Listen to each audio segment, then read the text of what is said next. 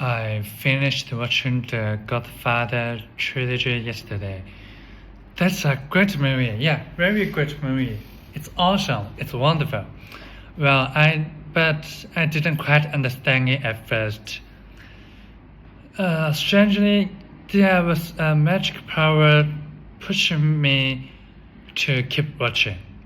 Perhaps limited by my life experience, I didn't fully grasp some of the details, but the film changed Michael's life from young to old age and his shifting attitude toward the family business. When he was young, Michael rejected the family's criminal empire and tried hard to distance himself from it.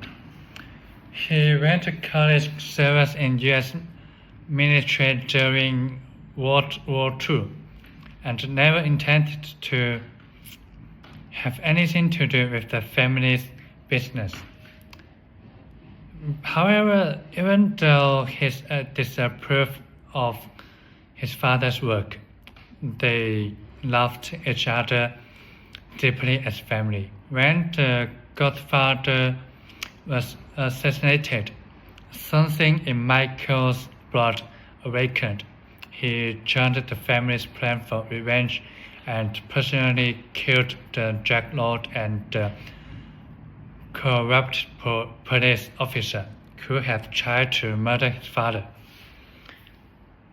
Under his brother's arrangement, he fled to their ancestral home in Sicily to lay low. He lived where his father was born, married a local girl, and enjoyed a relatively peaceful, happy period. But back in New York, under the threat of conflict continued to surge, and danger lurked. Suddenly, his older brother was ambushed and killed. Enemies from New York infiltrated Sicily and plotted to assassinate Michael. A bomb meant for him failed to kill, but took his wife's life. His wife's life instead. At that moment, the criminal instinct deep in Michael's bones finally fully awakened. The young man, who had wanted nothing to do with the family's darkness, was now swept by fate onto the throne of the Godfather. With an iron fist, he eliminated the head of the retaining four families, wiped out all opposing forces, and led the family step by step to the peak of power and wealth. But at what cost? What's the cost? What's the cost? His eldest brother died in the family's wars. His father's health declined day by day, and he passed away before Michael could expand the family. His wife, who admired with Michael each other once, became fearful and distant. Eventually, she left him and taken their children away. And his second brother's betrayal, Michael had no choice for the sake of family. He had to reluctantly order his own brother's death. The decision became his greatest regret in old age. I particularly love the scenes at the end of part 2, where the Corleone family sits at the dinner table, planning a birthday celebration for their father. Before everything began,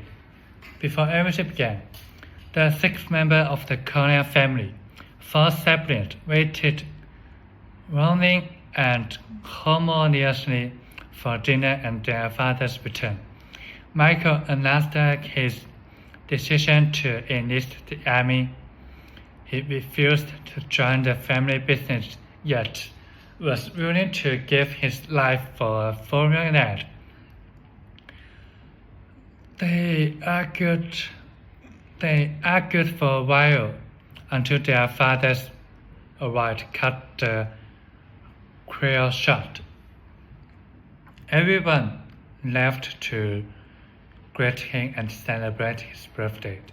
Behind the door, John and noise filled the room, while Michael sat alone at the table, holding a glass and staring at it quietly.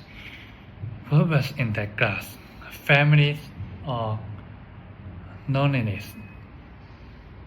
At the end of part 3, just as everything was finally falling into place, as the Cullen family's business was on the verge of being legitimized, and as the lifelong wish of 2 generations of godfathers was about to be fulfilled, Michael's most beloved daughter was assassinated and died in his arms.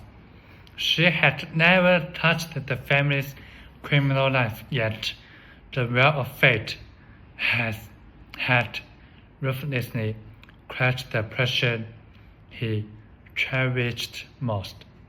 The original godfather passed away peacefully while playing with his grandson. Michael collapsed alone in the estate at dusk. Family was what he cherished.